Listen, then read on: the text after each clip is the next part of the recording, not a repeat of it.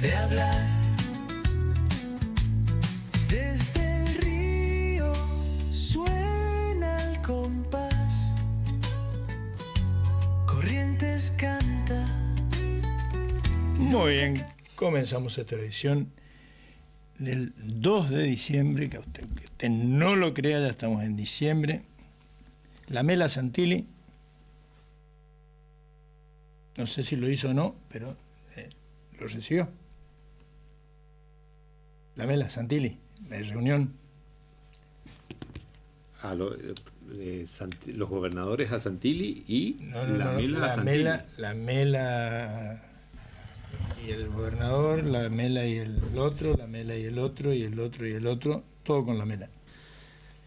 Y por supuesto, ya sabemos, Tito, cómo ven esta historia en términos del gerenciamiento que la economía norteamericana... No estamos diciendo nada pornográfico, porque ya veo que alguno va a creer que quién sabe qué estamos diciendo. No, por eso... De ninguna manera, no estamos diciendo por eso, que Santilli hizo... Por eso repregunté. Ninguna tuvo alguna actitud física, manual... oral, no estamos diciendo eso. Por eso repregunté, pero es claro esta cuestión. El embajador de Estados Unidos, que justo que viene a la Argentina, tiene apellido La Mela, ¿qué le vamos a hacer? Bueno. Llamativamente se reúne con el ministro del Interior. Difícilmente, o hace mucho tiempo, no veíamos la influencia de un embajador de Estados Unidos sobre un ministro directamente, en este caso el Ministerio del Interior, y esto tiene obviamente una explicación muy clara. Hoy los gobernadores o el gobierno nacional y el seguimiento que hace el gobierno de los Estados Unidos al gobierno nacional de la República Argentina está basado fundamentalmente sobre los acuerdos políticos que puede alcanzar con los gobernadores. Por lo tanto, es clave. Lo dijo expresamente en la audiencia de confirmación que tiene en el sistema norteamericano, igual que en el argentino. Si te llegan a designar embajador alguna vez, después que el Ejecutivo te propone, finalmente tiene que la Comisión de Acuerdos y el Senado en pleno te tiene que dar el acuerdo para que seas embajador. En la Constitución de Estados Unidos lo mismo.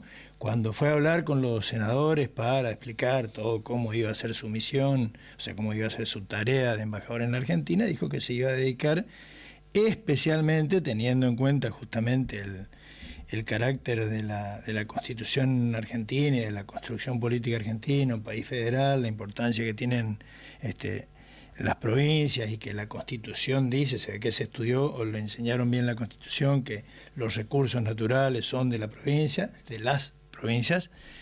Iba a dedicarse a visitar todas las provincias y a hablar con los gobernadores. Y por eso esta primera reunión es fundamental para dar este puntapié inicial. Esta cuestión que mencionaste recién, de los recursos naturales en propiedad originaria de las provincias, establecido en el articulado de la Constitución Nacional y después ratificado por algunas constituciones provinciales, por ejemplo la provincia de Corrientes en su reforma del 2007, es clave fundamentalmente para Estados Unidos en su injerencia sobre no solo en la economía argentina, sino fundamentalmente en el dominio de algunos recursos naturales estratégicos, fundamentalmente el litio, tierras raras, que son aquellas que contienen los minerales necesarios para la producción de algunos instrumentos vinculados con la alta tecnología, pero también con la industria armamentística. Y la tercera cuestión tiene que ver con con la sostenibilidad del gobierno, que le garantiza a Estados Unidos estas posibilidades de dominio de estos recursos naturales, y esta posibilidad de éxito aparentemente podrían estar vinculadas del gobierno, ¿no?, de la nación argentina a la aprobación de las leyes que el gobierno nacional ya envió al Congreso en el caso del presupuesto nacional, pero también en el caso de aquellas leyes o proyectos de ley que todavía no ha enviado, pero que el Congreso Nacional está a la espera. Le hace reforma fiscal, reforma tributaria, la reforma laboral. La reforma laboral. Que dice que la terminaron, la mandaron. Y vinculada a la reforma laboral y tributaria, fundamentalmente la reforma previsional, si es que lo hace ahora o espera las elecciones del 2027 para avanzar sobre eso. Pero son los tres elementos sobre los cuales el gobierno nacional debe avanzar si quiere mostrar una mayor fortaleza en términos políticos, y entiendo que por algunas cuestiones que se están viendo en el escenario político lo está alcanzando, teniendo en cuenta la alianza que está generando con algunos gobernadores. Ahora, todo esto, vos decías, nunca vimos un embajador tan activo. En los últimos tiempos, en realidad. En los últimos tiempos, sí. Pero antes del embajador tuvo el casi plenipotenciario Scott Bessent manejando la política, la economía argentina, sí, y la política argentina. Yo me refiero más a la cuestión vinculada ya con hechos estructurales. O lo formalmente diplomático. No con las cuestiones de coyuntura. Scott Bessent asumió la intervención del Ministerio de Economía en términos explícitos. Puede decir que directamente es un interventor para estabilizar el tipo de cambio y alcanzar la posibilidad del triunfo del gobierno en las elecciones del pasado octubre. Lo ha logrado con una intervención de 2.500 millones, 2.800 millones de dólares, que finalmente fueron descontados del swap, o sea, del acuerdo de deuda de Estados Unidos con Argentina, y que finalmente se convirtieron automáticamente en endeudamiento argentino hacia los Estados Unidos por ese valor. Entonces, el embajador ahora, ¿qué hace? El embajador lo que hace es cabalgar sobre aquellas cuestiones estructurales que tienen que ver fundamentalmente con los acuerdos que necesita hacia el interior de las provincias, sobre todo aquellas provincias de las cuales se pueden extraer minerales. Fundamentalmente aquellas vinculadas con, como te dije recién, el litio y tierras raras. Sí, y oro, y petróleo y también, cobre. ¿Por qué no? Y gas también, ¿por qué oro, no? cobre, petróleo, gas, etcétera. Y obviamente todos los recursos energéticos que pueden extraer de la Patagonia en este tiempo. Dirían los muchachos como cuando éramos chicos, Luqui venga. Por supuesto. Entonces, una cuestión es lo coyuntural, de la cual se encargó Scott Bessent, y otra cuestión es estructural, que es un camino mucho más arduo, que obviamente tiene que ver, en esto tienen que ver los gobernadores, teniendo en cuenta las normativas vigentes en la República Argentina. Sí, porque el riesgo que corren, evidentemente alguien se los dijo, es que pueden arreglar con el gobierno nacional todo lo que quiera en cuestión de minería, pero si un gobernador se empaca, traba todo. Si una provincia se empaca, digamos, traba todo. A esto hay que sumarle, Tito, la cuestión vinculada con la energía. No te olvides que ya en la ley base aparecían los intentos de privatización de algunas empresas generadoras de energía en la República Argentina. Bueno, parece que en el plan del gobierno está privatizar todas las centrales. Entonces, y obviamente dentro de las centrales puede aparecer también la idea de Yacyretá. Sí, entonces en este caso, Neuclótica Argentina, próxima a privatizarse, representa la generación de energía a través de los centros generadores como Atucha, por ejemplo, en la provincia de Buenos Aires y en otros lugares del interior de la Argentina, y que representan no solamente un retorno muy importante para empresas privadas vinculadas con la energía, sino fundamentalmente también es un recurso estratégico. Ahora, ¿cuál es el argumento, vos que sos economista, desde la teoría económica? ¿Cuál es el argumento para privatizar todas estas centrales? Que yo creo, corregime si me equivoco, ninguna deficitaria, todas funcionan a las mil maravillas. En todo caso, el aumento del precio de la energía se fue a las nubes en los últimos 2 años justamente, otra vez el mes pasado. ¿Cuál es el motivo, salvo, de nuevo, corregime si me equivoco, conseguir divisas, que te pongan unos cuantos dólares? El primero, digamos, como para establecer algún argumento a favor, puede ser el de conseguir reservas sin necesidad de cambiar pesos por dólares, y de esa manera inyectar dólares o divisas a las reservas internacionales de la República Argentina. O sea, la famosa vender la joya de la abuela para tener unos mangos exactamente ahorrados, Ancaú ahorrado. El segundo elemento que se plantea como a favor favor de las privatizaciones, que ya lo hemos visto en la década de los 90, cuando tuvimos esta experiencia privatizadora, es que todas aquellas empresas todas estas empresas o algunas de estas empresas van a ser mucho más eficientes en poder del sector privado, cuando está demostrado que hay empresas en la República Argentina que están funcionando eficientemente con un alto nivel de rentabilidad y con inclusive siendo locomotoras del crecimiento argentino, por ejemplo YPF, que tienen mayoría de participación accionaria por parte del Estado Nacional, después de la reforma de sus estatutos en el año 2013, si mal no me equivoco, cuando luego de esta reforma estatutaria de YPF, el Estado Nacional adquiere el 51% de las acciones, estando el 49% restante en poder del sector privado. Entonces, cuando uno ve que estos sectores estratégicos pueden tener un modelo de gestión tan exitoso como el que tiene YPF, por ejemplo, y que puede ser mucho más eficiente aún, teniendo en cuenta la experiencia internacional y teniendo en cuenta cómo se han desenvuelto muchos gerenciadores de estas empresas, sobre todo en los inicios de esta participación público-privada en recursos estratégicos, bueno, lo que queda demostrado es que todas las empresas pueden ser, la gestión de éxito y de eficiencia de las empresas estratégicas o que administran recursos estratégicos en la República Argentina pueden seguir este camino. Por lo tanto, a veces... Pero eso, para decirlo claramente, Atalía, hoy por hoy no hay ninguna empresa de esta que de pérdida, que esté mal administrada, que sea ineficiente, que nada, es por ejemplo, simplemente para buscar plata. Por ejemplo, otro caso es el Banco de la Nación Argentina. Vos te acordarás la discusión que tuvimos con la Ley Bases cuando se planteaba la posibilidad de privatización total del Banco de la Nación, inclusive hubo una resolución que habilitaba la privatización total del 100% del patrimonio del Banco de la Nación, y sin embargo luego esto se retrotrajo y quedó con la posibilidad de privatizarse o de ir a un sistema de iniciativa público-privada. Cuando el Banco Nación tiene una cobertura en todo el país, atiende a todos los sectores de la economía y por otro lado es absolutamente superavitario. Por lo tanto, estos son ejemplos de situaciones en la cual hoy se discute ya no solamente la coyuntura económica en términos de tipo de cambio, en términos de el valor del dólar, como discutíamos hace un mes, sino fundamentalmente lo que estamos es en las puertas de la discusión de cuestiones más estructurales.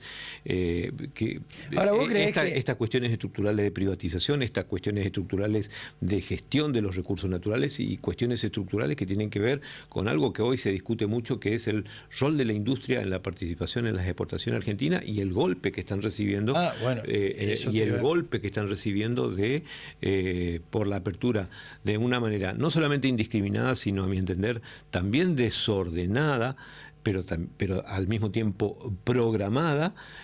A ver, explícame, si es programada, ¿cómo va a ser desordenada?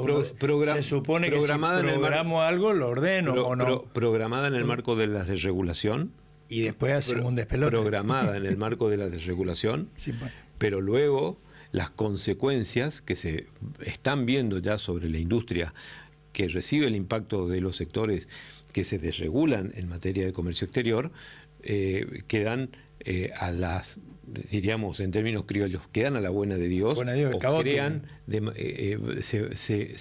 se tienden a manejar en un ecosistema económico o comercial sin perspectiva, sí, y por lo tanto esto es lo que yo llamo de una manera desordenada, desordenada pero programada desde el orden institucional. Por lo tanto, el orden institucional lo que está proponiendo es liberalicemos todo, programemos la desregulación, pero al mismo tiempo las consecuencias de esto que se haga cargo el sector que queda destruido. ¿Que se haga cargo quién? Del sector que queda destruido. ¿Quién se va a hacer cargo? El trabajador que queda sin empleo, las empresas pymes que vienen cerrando, sobre todo pymes, que reciben este impacto pero ya no solamente pymes, sino también algunas grandes empresas que hoy estamos Sí, viendo. la pérdida acá, según CEPA, entre noviembre del 23 y agosto del 25 se perdieron 276.624 puestos, o sea, casi 280.000 puestos de trabajo. Y cerraron casi 20.000 empresas. Así es. Es una locura. Entonces, exactamente, y el proceso todavía no termina. Si vos me decís, bueno, se cerraron 20.000 empresas y el proceso se terminó o extiende o las empresas van a tender a reconvertirse y los trabajadores se van a reconvertir en sus prácticas, en sus habilidades. Eso no es así, Tito. Ya lo hemos visto hace 20 años, hace 30 años en la República Argentina, lo hemos visto que ni las empresas ni los trabajadores se pueden reconvertir en un ámbito de una desregulación tan agresiva como es la que estamos viendo en este momento. Porque además abrieron intempestivamente las importaciones, y varias empresas, o algunas se fundieron nomás, y otras, la reconversión que hicieron, de nuevo corregime si me equivoco, lo decía anteayer, lo grabaron medio a escondida, me parece, a Pablo Roca, se reconvirtieron de fabricantes, lo que ya pasó en los 90, de fabricantes de ollas Essen en importadores de ollas chinas, y le ponen el cartelito Essen y despedimos 30, 40, 50 trabajadores. Está pasando con Essen. Sí. Es una de las marcas emblemáticas. Es una de las marcas emblemáticas que está sufriendo esta consecuencia. Y así podemos mencionar dos sectores que son emblemáticos en Corrientes, por ejemplo, el sector forestal y el sector textil. Sí. Ayer lo teníamos justamente, charlamos largamente con el delegado de la OET. Y que están sufriendo claramente las consecuencias y los impactos de esta desregulación, que es muy salvaje y que lo único que piensa es en esta ambición de desregular con tal de ir a un libre mercado sin medir algunas consecuencias. Todo lo contrario, además, esto ya lo conversábamos el otro día, en esto supuestamente hay una identidad no ideológica, yo diría más sentimental, emocional entre Trump y Milei, o Milei y Trump plantea todo lo contrario. El MAGA, el hacer Estados Unidos grande de nuevo, es cerrar la economía, aumentar los aranceles, impedir que entren productos extranjeros que saquen el trabajo americano, recuperar el trabajo americano, y nosotros hacemos todo lo contrario. Trump es proteccionista. Sí, pues. Trump es proteccionista. Y el proteccionismo, para aquellos que por ahí no pueden no entender esta palabra, significa actuar en el comercio internacional protegiendo la industria y las actividades económicas de la propia nación a la cual se representa. Bueno, en Argentina se hace todo lo contrario. Y en este momento, desde el año pasado se viene haciendo todo lo contrario. Y las consecuencias son estas que vos mencionaste recién. Hay un ejemplo muy claro que hoy es noticia en algunos medios. China cerró un acuerdo para la compra de soja con Estados Unidos cuando hay países que proveen a China en un valor mucho más bajo en términos de dólares a China. Argentina puede llegar a caer en esta situación también. Es decir, las consecuencias del proteccionismo norteamericano y la capacidad de acuerdo que tiene Estados Unidos en relación con o en la relación comercial con algunos países potencias que son compradores netos de nuestros productos argentinos de América Latina, va a generar consecuencias. Y la región NEA, nosotros no estamos exentos de esto, Tito. No estamos exentos. Bueno, lo dijiste, los textiles. Por lo tanto, por ejemplo, los textiles, pero también a mí particularmente me llama la atención, o es un tema que se debe conocer, que debe ser transparentado, son los marcos de acuerdo de algunos gobernadores con el gobierno nacional para llevar adelante o para votar o acompañar las leyes en el Congreso de la Nación. Por ejemplo, este acuerdo entre el gobernador Valdés y el ministro del Interior, que estuvo ayer aquí en Corrientes, o lo mismo con el ministro del Interior con el gobernador del Chaco, es decir, cuáles son los marcos de estos acuerdos, si van a beneficiar realmente al sector privado o son solamente unos acuerdos coyunturales que van a servir para paliar, por ejemplo, el rojo que tienen las provincias en términos financieros. Sí, que no, el gobierno nacional no te acogote, no te corte el chorro. O si la discusión es mucho más estructural en términos de coparticipación federal a las provincias o en términos de transferencias de los recursos que la nación le debe a las provincias en términos previsionales y también en términos de transferencias de obra pública, teniendo en cuenta fundamentalmente el deterioro de la obra pública, no solamente en Corrientes, en Chaco, en la región NEA, sino en todo el país. La actitud de un montón de gobernadores es realmente, por lo menos para preguntarse, ¿verdad? Dentro del peronismo, ¿qué los impulsa? ¿A Jaldo, a Jalil? O si estos gobernadores... incluso estamos ahí en duda 4 diputados de Catamarca, si se van a quedar en el bloque, se van a ir, van a armar su monobloque, algo que era absolutamente impensable en lo político hace 4 o 5 años. O si estos gobernadores están dispuestos, junto con el gobierno nacional, a rediscutir un rediseño institucional, por ejemplo, en términos tributarios. Hay 2 impuestos que son muy regresivos. Uno lo cobran las provincias, el ingreso bruto lo cobran las provincias.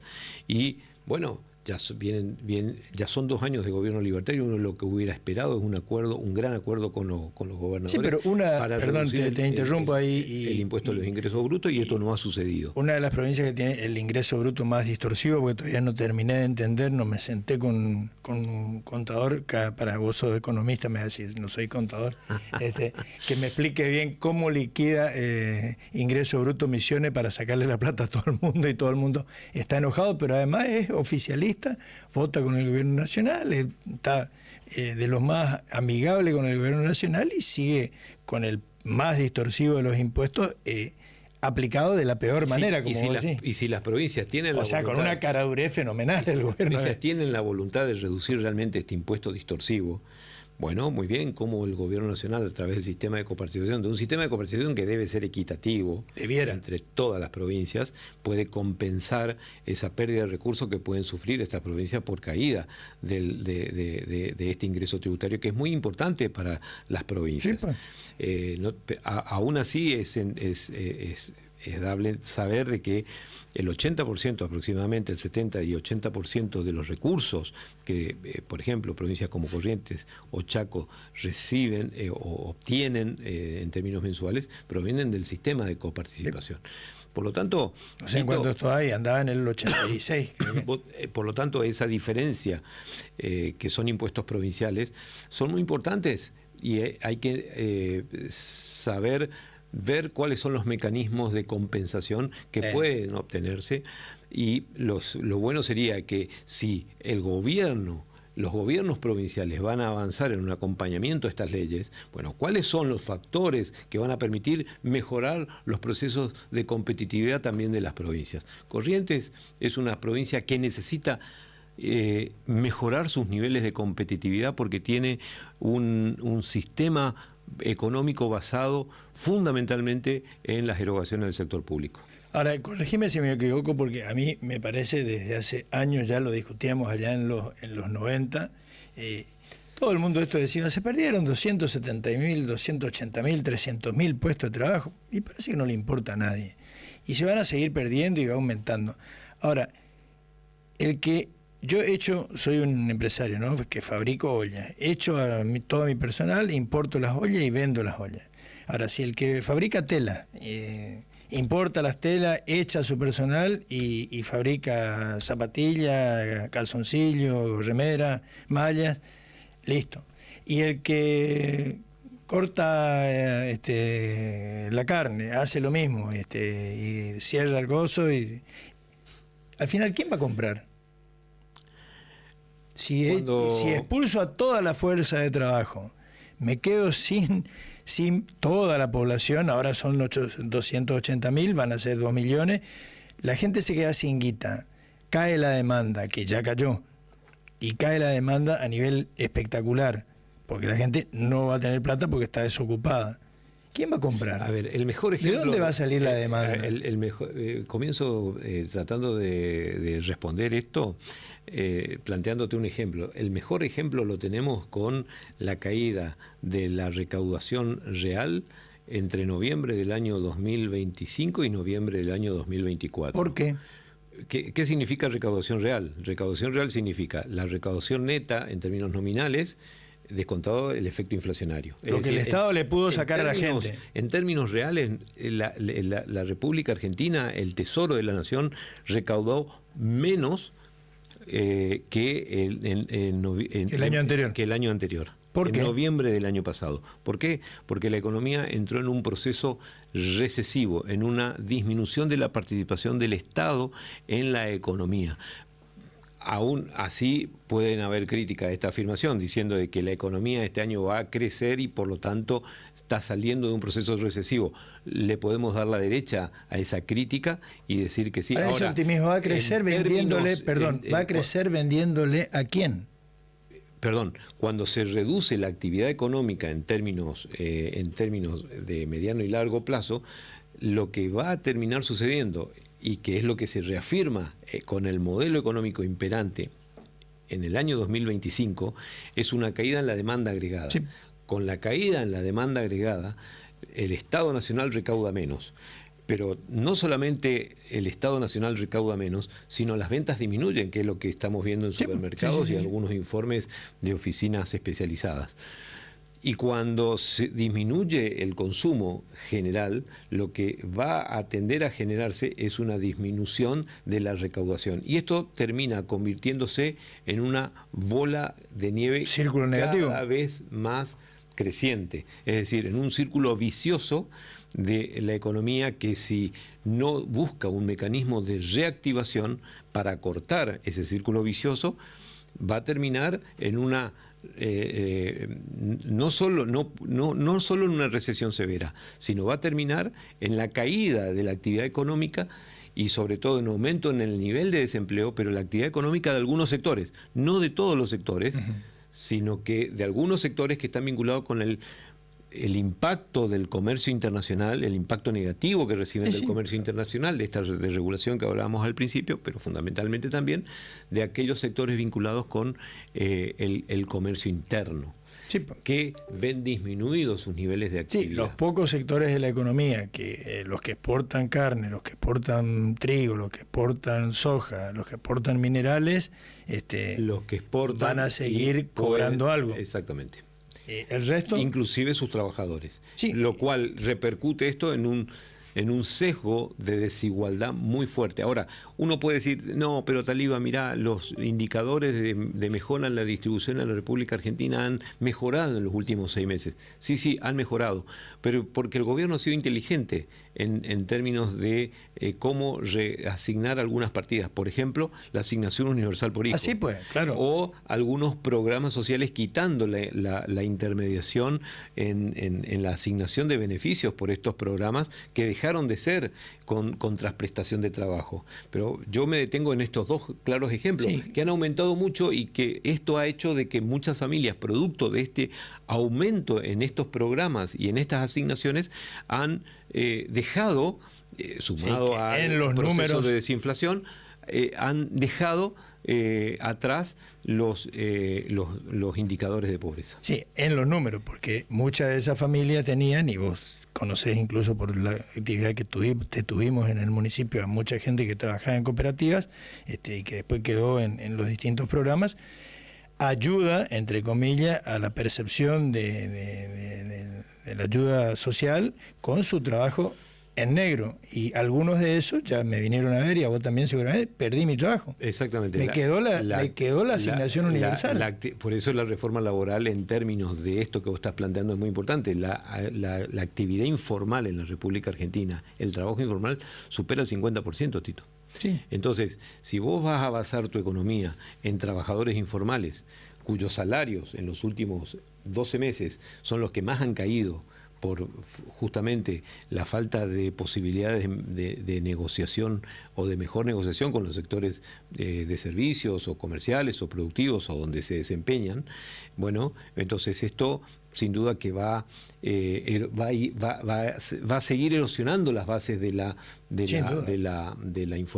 formalidad. Entonces, esto es muy importante a la hora de rediscutir, por ejemplo, la reforma laboral, porque por este mecanismo es que los salarios pueden tender a una caída con el argumento de mejorar la competitividad de algunos sectores. Sí, hoy lo ves en la televisión en muchos lugares donde hay fábricas que el patrón desapareció, había hoy una fábrica de ascensores, están todos los tipos hace 2 meses esperando que venga alguien, van a trabajar, algunos, la mitad ya se fue por la suya, digamos, y los otros están esperando a ver qué pasa. ¿Vos te acordás la reforma, la ley bases y algunos decretos que surgieron después de la ley bases? Cuya, por ejemplo, cuyo periodo de prueba se incrementó de acuerdo al tipo de empresa. Y algunos otros cambios que se fueron dando en la legislación laboral en los últimos 2 años, como por ejemplo el fondo de cese laboral. Es decir, yo estoy mostrando 2 ejemplos muy claros: fondo de cese laboral, aumento del periodo de prueba de los trabajadores, que ni así han mejorado las posibilidades de mejoró el trabajo en blanco, trabajos formales en la economía argentina, lo cual se está discutiendo, se va a empezar a discutir un proyecto de ley laboral cuando teniendo en cuenta que se plantea que esta reforma es clave para aumentar la formalidad, cuando en realidad lo que es clave para aumentar la formalidad es la actividad económica. Sí. Y no no en este caso la ley laboral, que es un instrumento muy importante y fundamental, pero para la formalización lo que importa es la rentabilidad y la competitividad de los sectores sobre los cuales se basan fundamentalmente las economías regionales. Ahora, dentro del marco internacional, porque a mí me llama la atención esto, firmamos el acuerdo, está escrito yo creo que por la parte estadounidense, el supuesto acuerdo económico, que es toda ventaja para Estados Unidos, casi ninguna para la Argentina, pero en la práctica le estamos aumentando exponencialmente nuestras importaciones de China. ¿En qué momento se va a producir el enfrentamiento entre exportaciones de Estados, o la competencia en una de esas, entre exportaciones de Estados Unidos y exportaciones chinas? Pero todo va a depender de los niveles de competitividad que vaya a alcanzar Estados Unidos en relación en el comercio internacional vinculado con China. Es decir, si China sigue siendo cada vez más competitivo, Argentina le va a seguir comprando a China. Por más que firmemos lo que firmemos con Estados Unidos. Y uno puede firmar... Pero hay un articulito ahí que se va a armar un lío. Hay un articulito que dice que la Argentina se compromete a no tener negociaciones con los estados que no respeten las normas laborales y la manera en que, o sea, China. Bueno, ¿será que le dejaremos de comprar a China? Probablemente. Hay que ver los acuerdos que alcanza también Estados Unidos con China y los sectores productivos de Estados Unidos con China para, como te dije recién, el caso de soja, que productores de Estados Unidos pasan a venderle a China y China deja de comprarle a Brasil. Entonces, lo mismo puede suceder con Argentina, lo mismo puede suceder con Chile, lo mismo puede suceder con cualquier país, pensemos en América Latina. Ahora, el reemplazo o la sustitución de productos, vuelvo a repetir, la sustitución de productos norteamericanos por productos chinos va a depender fundamentalmente de la paridad de precios que presenten ambos países y fundamentalmente la norma o el detalle de la norma. O de los acuerdos, como vos dijiste de pasada, que lo que acuerden Trump y Xi Jinping, y lo van a dejar sentado mirando al jamoncito. Digo yo, de mal pensado que soy. Lo tengo en línea a don Daniel Escribano.